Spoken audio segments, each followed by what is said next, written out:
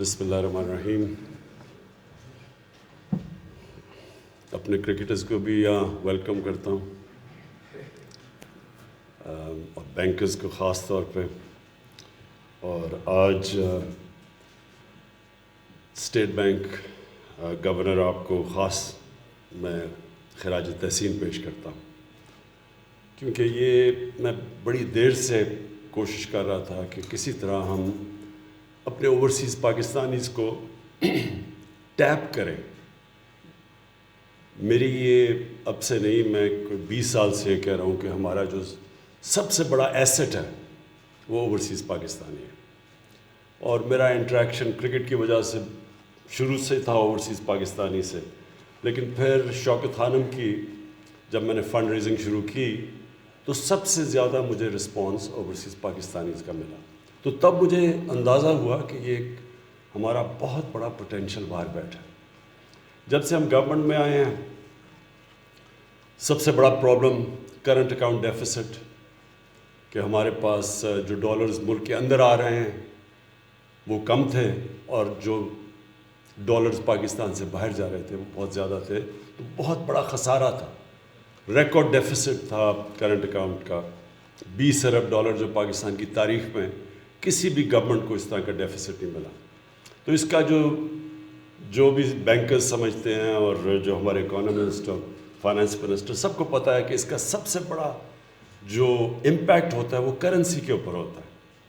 اور جب currency D value ہوتی ہے تو جو سب سے بڑا امپیکٹ ہوتا ہے وہ اس ملک کے غریب عوام کے اوپر ہوتا ہے، کیونکہ ہر چیز مہنگی ہو جاتی ہے.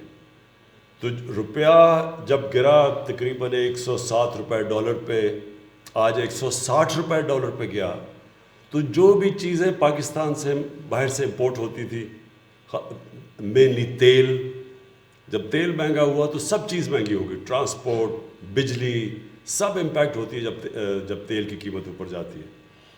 اور اس کے علاوہ جو کہ امپورٹس، جو کھانے پینے کی چیزیں، ایڈیبل آئل جو ہم امپورٹ کرتے ہیں وہ ایک تو مہنگا ہوا ڈالر کے مضبوط ہونے سے، روپے گرنے سے، لیکن پھر ویسے بھی یہ کووڈ کی وجہ سے اس کی قیمت اوپر چلے گی.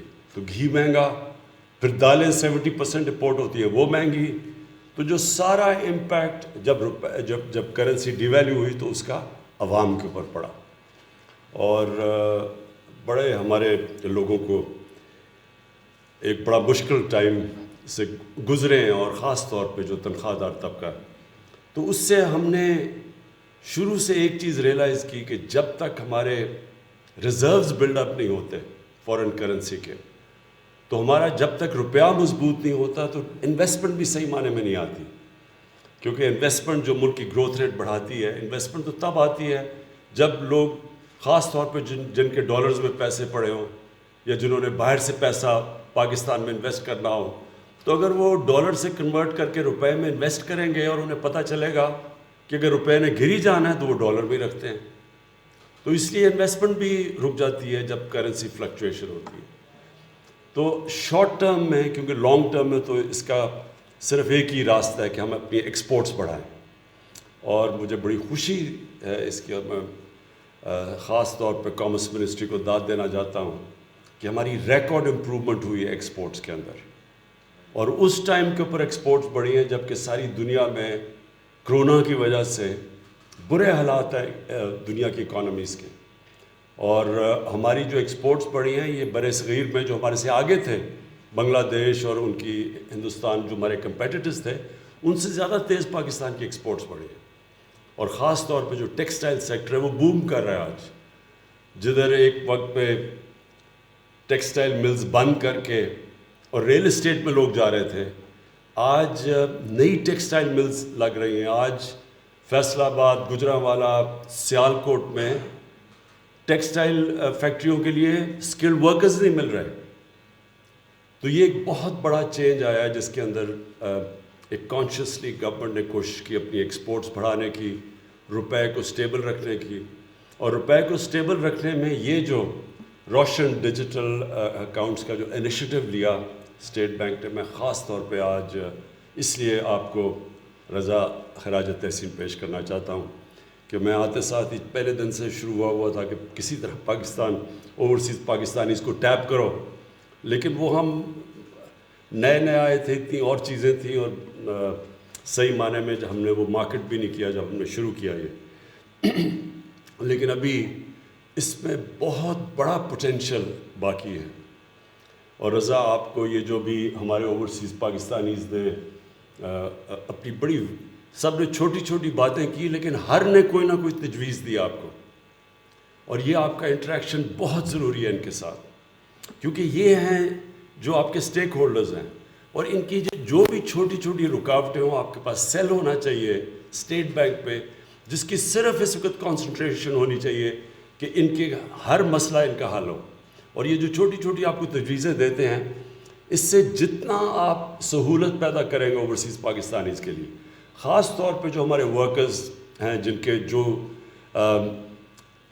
چاہتے ہیں آسانی سے اپنا پیسہ یا پاکستانی بینکس میں ریمٹ کر سکیں اس فیسلٹی کے ذریعے، ان کے لیے جتنی آپ آسانی پیدا کریں گے اتنی تیزی سے یہ ہمارے یہ جو اماؤنٹس بڑھیں گے. تو 88,000 ابھی آپ کے پاس بینک اکاؤنٹس ہوئے ہیں، 88,000، اور غالباً 90 ملکوں میں، 97 ملکوں میں. تو اگر اسی ریٹ پہ اگر ہم چلتے گئے تو مجھے جو سب سے بڑی خوشی یہ ہے کہ ہماری اسٹیبلٹی اپنی، کیونکہ ہم نے قرضے، ایک تو بوجھ اتنا قرضوں کا پڑا ہوا ہے، ہماری حکومت نے اب تک، حفیظ یہ مجھے کریکٹ کر دیں، کہ ہم نے ریکارڈ پاکستان کے قرضے واپس کیے ہیں. کبھی بھی پاکستان کی تاریخ میں کسی گورنمنٹ نے اتنے زیادہ قرضے واپس نہیں کیے. میں فورن لونز کی بات کر رہا ہوں. اب تک ہم $20 ارب 2.5 سالوں میں واپس کر چکے ہیں. ٹوٹل 6,000 ارب روپے قرضوں کی قسطیں دے بیٹھے ہیں ابھی تک. تو یہ بھی ایک میریکل ہے کہ آج اللہ کا شکر ہے کہ گورنمنٹ اتنے بڑے قرضے کے بوجھ کے باوجود سارے جو ہمارے اکنامک انڈیکیٹرز ہیں وہ پازیٹیو ہو گئے. یہ کوئی بھی نہیں ایکسپیکٹ کر. اور اس کے علاوہ کرونا کا چیلنج علیحدہ، جو کرونا سے ڈیوسٹیشن ہوئی ہے دنیا کے اندر. میں دیکھ رہا تھا کہ ہندوستان کی جو اکانومی ہے وہ 10% گری ہے، 10% مائنس میں گئی ہے. انگلینڈ کے اندر ان کو 300 سال میں سب سے زیادہ بڑی ریسیشن آج 300 سال کے بعد اتنی بڑی ریسیشن آئی ہے. اور ہم وہ اللہ کا خاص کرم ہے ہمارے ملک میں کہ اس کے باوجود کہ اتنے چیلنجز تھے، آج پاکستان کی اکانومی ایک پازیٹیو ڈائریکشن کے پر جا رہی ہے. اور یہ جو آج کی فنکشن ہے، میں پھر سے آپ کو سٹریس کرتا ہوں کہ یہ اس کے اوپر اب آپ کو نئی چیزیں سوچنی ہے، کس طرح آپ نے اٹریکٹ کرنا ہے. ایک تو ہیوی ایڈورٹائزنگ کیمپین، جتنی بھی ایک پلان قسم کی فوکسڈ ایڈورٹائزنگ کیمپین کریں گے اوورسیز پاکستانیز میں، اتنی تیزی سے یا آپ کے اکاؤنٹس بڑھیں گے. کیونکہ ابھی بھی لوگوں کو پوری طرح اندازہ نہیں ہے اس کا. اب یہ میں دیکھ رہا تھا زیادہ تر تو لوگوں نے سوشل میڈیا سے پک کیا ہے، لیکن الیکٹرانک میڈیا سے نہیں پک کیا. تو آپ کو ایک بڑی انوویٹو الیکٹرانک میڈیا کی کیمپین کرنی پڑے گی. اور میں آخر میں اپنے بینکس کو ایک تو اس کے لیے جو ان کی ابھی تک جو ابھی ایوارڈز بھی دیے ہیں بینکس کو، ایک تو ان کو اس کے اوپر خراج تحسین پیش کرتا ہوں، کیونکہ بڑی بات ہے کہ ہمارے بینکس نے جو ہماری اب ویژن ہے اس ملک کی گروتھ ریٹ کے اوپر، اور یہ جو فیوچر ڈائریکشن ہے جس طرف ہم جا رہے ہیں، اس میں بینکس کا بہت بڑا رول ہے. میں یہ بھی دیکھ رہا تھا کہ بینک کے ریکارڈ پروفٹس بھی دیکھ رہا تھا، تو یہ بڑی اچھی چیز ہے. تو اب میں یہ امید لگا رہا ہوں کہ یہ پروفٹس آپ استعمال کریں گے اس اکانومی کو گرو کرنے کے لیے. یہ اکانومی جتنی گرو کرے گی اتنی بینکس کا بھی فائدہ ہے. تو میں اس پہ اس میں ایک ایڈورٹائزنگ کیمپین آپ کو کرنی چاہیے. اور اب تو بڑا آسان ہے، پہلے تو یہ پاسبل نہیں تھا کہ اوورسیز پاکستانیز کے لیے کوئی ایڈورٹائزنگ کیمپین کر سکے. اب تو ساری چینلز کے اوورسیز آؤٹ ریچ ہو چکی ہے، اب تو بہت آسان ہے ان کو ریچ کرنا. تو ایک اچھی ایڈورٹائزنگ کیمپین آپ کو کرنی چاہیے. اور اس کا ایک بہت بڑا سارے ملک کو ہمیں فائدہ ہوگا. جتنی بھی یہ اب اکاؤنٹس بڑھتے رہے 88,000 سے جتنا بھی اوپر جائیں گے ملک کو فائدہ ہے. دوسرا 2 اور انیشیٹوز ہیں جس کے اندر مجھے پاکستان کے بینکس کی بہت ضرورت ہے. نمبر 1 جو ہماری نیاب پاکستان ہاؤسنگ ہے. ہمارا یہاں ابھی تک کوئی کانسیپٹ نہیں ہے مارگیج فائنینسنگ کی, اور اس کی وجہ بھی تھی کیونکہ ہمارا ایک پرابلم تھا فور کلوجر لاز کا, کیونکہ لوگ بینکس کے پاس کوئی طریقہ نہیں تھا کہ اگر کوئی ڈیفالٹ کرتا ہے تو وہ اپنے ریٹریو کیسے کریں گے پیسے. وہ انڈرسٹینڈیبل ہے کیونکہ بینکس نے اپنے شیئر ہولڈرز کو جواب دینا ہوتا ہے. لیکن اب جو سچویشن ہے اس میں پھر سے آپ سے اس کی تاکید کروں گا کہ آپ نے پوری طرح اس کے اندر شرکت کرنی ہے, کیونکہ یہ ایک ہی چیز جو پاکستان کی گروتھ ریٹ اٹھا سکتی ہے کہ اگر ہماری یہ جو کنسٹرکشن انڈسٹری اور اسپیشلی افورڈیبل ہاؤسنگ کے اندر ایک دفعہ آپ کی کنٹریبیوشن ہو گئی اور بینکس نے پوری طرح اس کے اندر محنت سے وہی جو ہرڈلز آتے ہیں, ایک چھوٹا آدمی جب بینک میں جاتا ہے تو اس کو جب قرضے کی ضرورت ہوتی ہے تو جتنا اس کے لیے آسانیاں پیدا کرتے رہیں, یہ ایک اتنی بڑا انیشیٹو ہے کہ ساری پاکستانی کی اکانومی کو بھی اٹھا دے گا. اور جو ایک ہر انسان کی خواب ہوتی ہے کہ میرا گھر ہو, اور یہاں کسی کے پاس بڑے چند لوگوں کے پاس ہے کیش دے کے تو گھر خرید سکتے ہیں, تو جو عام آدمی ہے, جو تنخواہ دار ہے, جو مزدور ہے, اس کے لیے بڑا امپورٹنٹ ہے کہ یہ ایک ہاؤسنگ کے اندر اگر بینک صحیح معنی میں اس میں کام کرے. اور میں دیکھ رہا ہوں میزان بینک کی میں دیکھ رہا تھا کنٹریبیوشن آپ کی وہ زیادہ تھی افورڈیبل ہاؤسنگ میں.